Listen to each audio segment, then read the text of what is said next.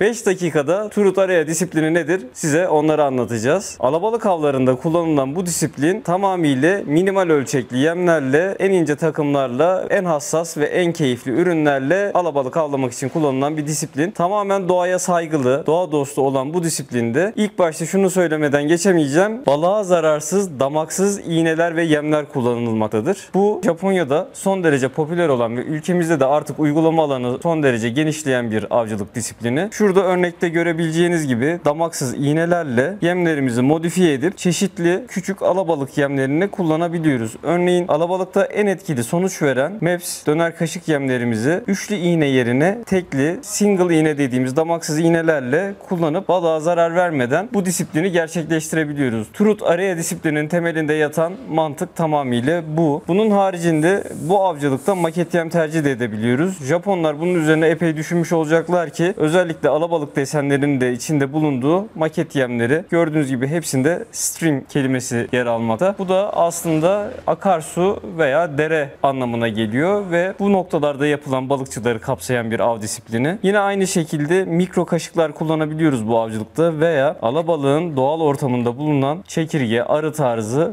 maket yemleri tercih edebiliyoruz. Bu avcılık için nasıl bir set oluşturabiliriz? Bundan da bahsedelim. Yine dere avı yapacağımız için veya akarsu avı yapabileceğimiz için olabildiğince taşınması rahat, küçük kompakt takımlar kullanıyoruz. Daiwa'nın üretmiş olduğu ve bu sene piyasaya çıkarttığı Y-Stream modeli var. Y-Stream Türkçe'ye çevirdiğimizde bilgi akarsu anlamına geliyor. Dolayısıyla tamamen doğaya konsept olarak uygun, son derece estetik ve şık bir ürün tasarlanmış. Bu ürünün tasarımında öne çıkan özelliklerden biri de mantar saptan ve makine takma yatağının gül ağacından oluşuyor olması. Bu bence çok özel ve ince bir detay olmuş. Bu kamışı öne çıkartan özellikler de Daiwa'nın üst segment spin kamışlarında kullandığı bütün özellikleri ilk defa bir teleskopik kamışta uyguluyor olması. Bunlardan kısaca bahsedecek olursak eğer, Y-Stream modelinde X45 sarım teknolojisi kullanılıyor. Bu da 45 derecelik açıyla karbonun sarım işleminin yapılması anlamına geliyor ve son derece, bu arada üst düzey bir karbon kullanılıyor bu kamışta. Son derece hassas ve mücadelelere dayanıklı bir hale getiriyor kamışımızı. Bu üründe yine daha önce hiç rastlamadığımız teleskopik kamışlarda bir diğer özellik ise halkaların Fuji halka olarak gelmesi. Bu da özellikle ip kullanımlarında daha uzun mesafeye atış yapabilmemize ve ipin zarar görmemesine olanak sağlıyor. Bu mükemmel kamışı da Shimano'nun üretmiş olduğu. Bu arada şunu da söylemeden geçemeyeceğim. Bazen marka fanatikleri olabiliyor. Sadece Daiwa'yı Daiwa makine kamışla kombinleyen veya Shimano'yu Shimano makine kamışla kombinleyen. Benim fikrim şu şekilde. İkisi de bence dünyanın en iyi markaları ve birbiriyle de son derece güzel kombin oluşturabilecek modellerinin olduğu gerçeğini de göz ardı edemeyiz. Biz bu kombinimizde Daiwa'nın Y-Stream kamışını Shimano'nun Cardiff XR makinesiyle kombinliyoruz. Daha önce bahsetmiştim, kamışımız mantar sap ve gül ağacı detaylarıyla geliyor diye. Cardiff XR serisinde ise yine mantar kol ve yeşil sarı renk detaylarıyla geliyor ve kamışta da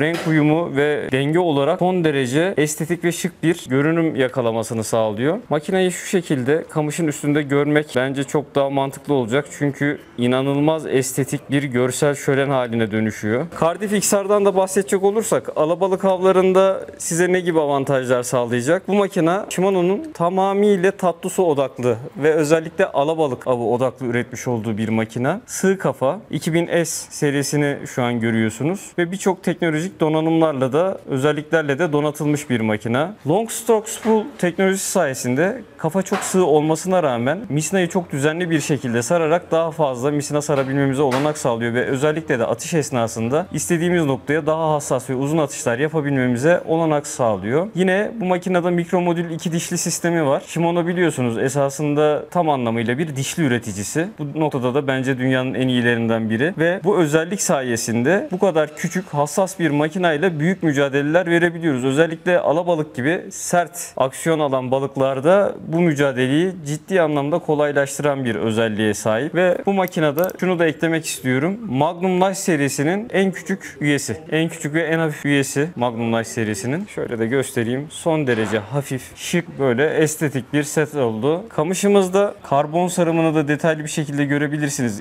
X45 sarım teknolojisiyle üretiliyor. Bu kadar hassas bir kamışla 2 gram ile 9 gram arasındaki yemleri atabilmemize olanak sağlıyor. Ve bu kombinimizi tamamlarken biz Stroft'un özellikle ip ve misinalarını öneriyoruz. Çünkü Stroft Stroft'un dokuma teknolojisi eşi benzeri olmayan bir tarım teknolojisiyle üretiliyor ve hem kullanım ömrü bakımından hem de atış dayanıklılığı, atış mukavemeti konusunda rakiplerinden ön plana çıkmasına sebep oluyor. İlla iple avlanmamıza gerek var mı? Hayır. Monofilament misine ile de kullanabiliyoruz. Stroft'un LS serisini sararak da yine alabalık avlarımızda bu kombini tamamlayabiliriz. Eğer ki Stroft'un GTP Type E serisiyle kullanacaksak bunun yanında bir de FC1 florokarbon misine alarak takımımızın görünmezliğini maksimum seviyeye çıkartabiliriz ve bu da bizim avcılık ihtimalimizi en yüksek seviyeye taşır. Dolayısıyla toparlayacak olursak alabalık avlarımız için Trut Area disiplininde kullanabileceğimiz bir set hazırladık sizlere. Burada yapacağımız ava bağlı olarak iğneleri değiştirerek de balığa zarar vermeden daha keyifli avlar yapabileceğiz. Bu disiplin ile alakalı veya alabalık avı ile ilgili öğrenmek istediğiniz herhangi bir şey var ise veya bu takımla ilgili detaylı bilgi almak isterseniz mağazamızı ziyaret edebilir. Sosyal medya hesaplarımız üzerinden bize ulaşabilir. WhatsApp iletişim hattımız üzerinden bize yazabilirsiniz. Herkese keyifli avlar diliyorum. Rastgele.